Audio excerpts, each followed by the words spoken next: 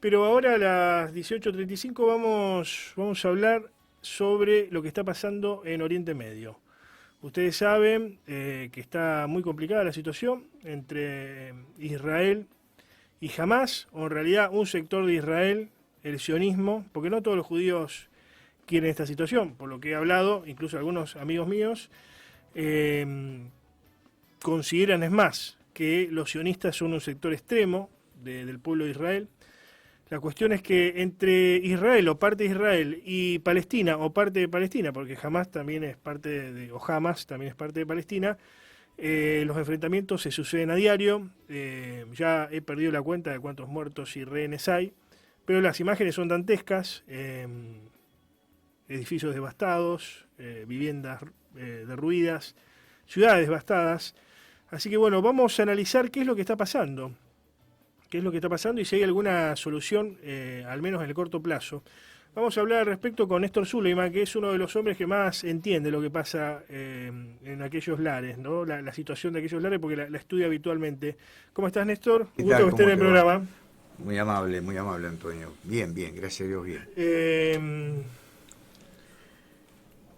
A ver, ¿cómo lo podemos ubicar en tiempo y espacio el conflicto? ¿Era inevitable que se dé, producto de la situación que tiene lugar desde hace bastante tiempo, al menos de 1948 en la zona, y las diferencias milenarias, si uno quiere, entre los dos pueblos?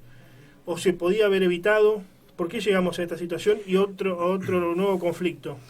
En primer lugar, no hay una diferencia milenaria, porque tanto judíos, cristianos como musulmanes vivieron en paz durante siglos, y esto se altera un poco, esta situación, hasta la llegada del sionismo a Palestina, es decir, hasta la implementación del proyecto este que tiene que ver con este Estado artificial, Ujú. que tiene el nombre de Israel. Es decir, hasta prácticamente fines del siglo XVIII no había problema en Palestina, es decir, fines del siglo XIX, perdón. Ujú. Es decir, había una convivencia, pero sin ningún tipo de inconveniente entre las distintas comunidades.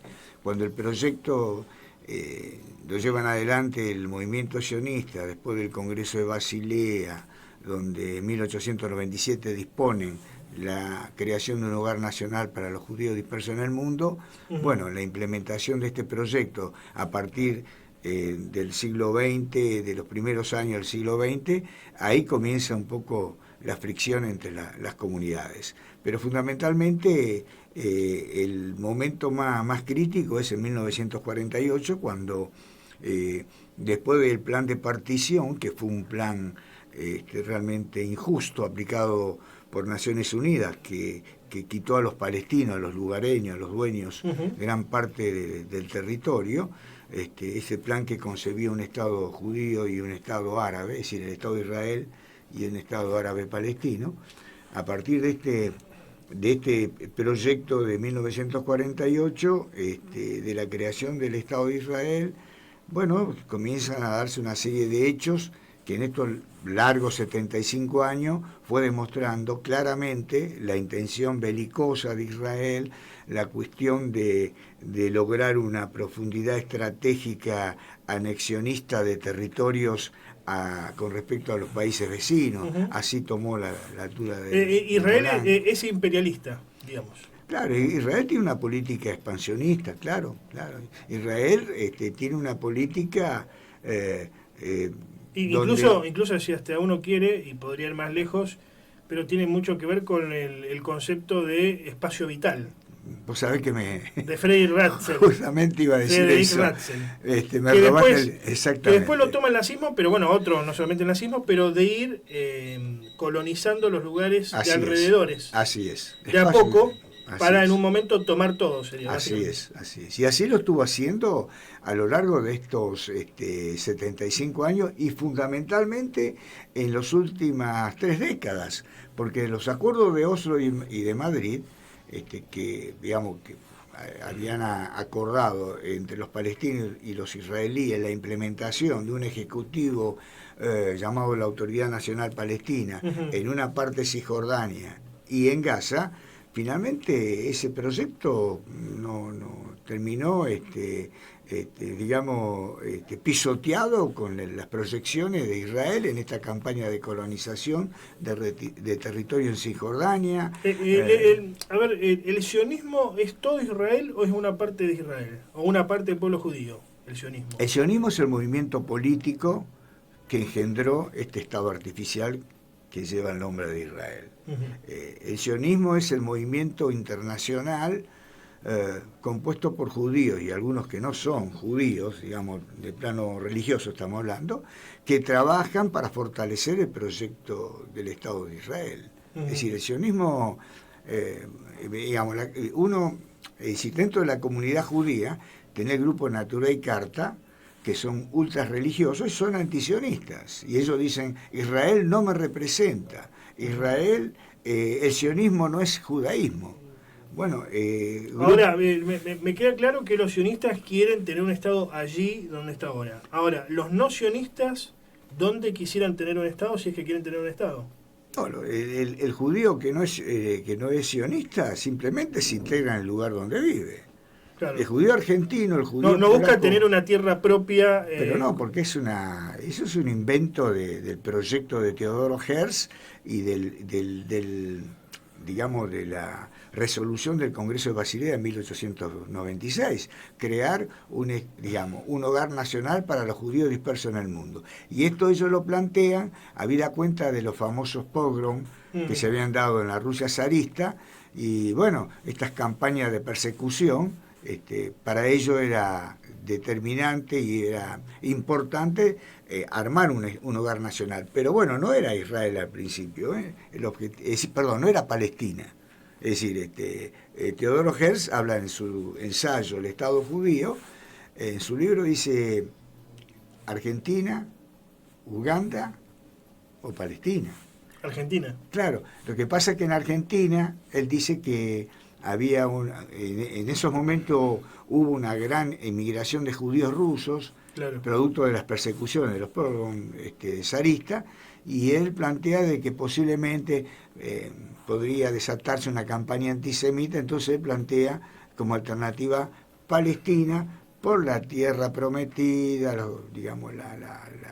es decir, el objetivo de carácter religioso. ¿Por qué Uganda? Uganda era una alternativa más, como la Argentina, o sea, pero finalmente ellos deciden hacerlo en Palestina porque, bueno, además comenzaron a negociar primero con el sultán otomano, que era la potencia ocupante en Palestina, y el sultán... ¿Cuáles serían las tierras que le corresponden a Palestina? Por historia, por geografía, por cultura. Bueno, todo lo que vemos hoy, que es el perímetro de Israel, esto es la Palestina. Toda la franja de Gaza. No. Toda Palestina histórica. Todo. Algo más de 28.000 kilómetros cuadrados. ¿Incluye Cisjordania? Por supuesto. Desde el límite con el Líbano hasta el Golfo de Aqaba, la península de Sinaí por el oeste, el Mediterráneo lo que es también por el oeste, y Jordania.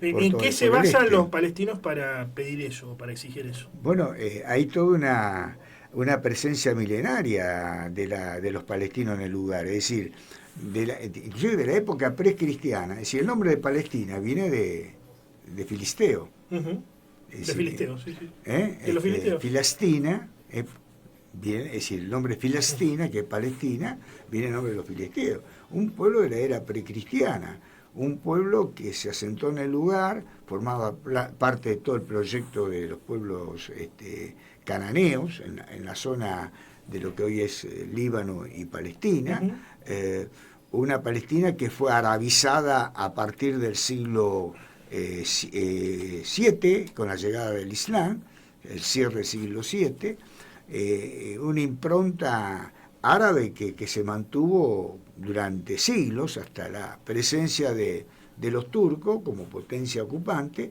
pero siguió teniendo una presencia árabe, islámica y cristiana fundamental en la zona. ¿Qué es Hamas, Néstor? ¿Se lo puede considerar Hamas es en el mismo nivel que el sionismo? ¿Es un movimiento extremo dentro de Palestina? No. Hamas es un movimiento que nace en 1987, cuando había una situación de crisis dentro de la OLP. Hamas es un movimiento que tiene una orientación ligada a la hermandad musulmana, tiene buenos vínculos con aquellos movimientos que están dentro del encuadre de la hermandad musulmana, con el movimiento que hoy es oposición al gobierno sirio. ¿Son ultraconservadores, ultrarreligiosos? Son muy... En el sentido de tradicionalistas, no lo digo peyorativamente. ¿Son ultratradicionalistas? Son muy tradicionalistas, sí. Ellos llegaron al gobierno, por ejemplo, en Egipto con Mussolini. O sea, ven a Occidente como una amenaza, digamos. No. Esto es lo que, como lo quieren pintar, digamos, a Hamas como el chico malo de la película. Acá no es una disputa Oriente-Occidente. No, para nada. No, porque se mezclan muchas cosas. Se mezcla el rol de la mujer también. Sí, por supuesto. Y bueno, lo loco es que para masacrar palestinos, los europeos y Estados Unidos no hablan de libertad, etcétera. Ahora, cuando se habla de estos grupos, de Hamas, sí se habla de la mujer, de que la mutilan, de que sí, hablan también con respecto a le cortan los genitales, etcétera, etcétera. Eso también dicen de los talibanes. Yo creo que son pretextos para descalificar y para incorporar a estas organizaciones en el listado de grupos terroristas. Hamas es un grupo que ha tenido diferencias con la conducción de la OLP, ha tenido sus diferencias con Arafat, armaron un grupo vinculado a la hermandad musulmana, con buena terminal con Erdogan, por ejemplo. Bueno, Ismael Haniyeh, en su admiración que tiene con Erdogan, a su hijo le puso el nombre del presidente turco, ¿no? Es decir, para que vean un poco hasta en lo sentimental cómo juegan los líderes de Hamas. Tienen buena relación con Qatar. Qatar y Turquía generalmente en todo el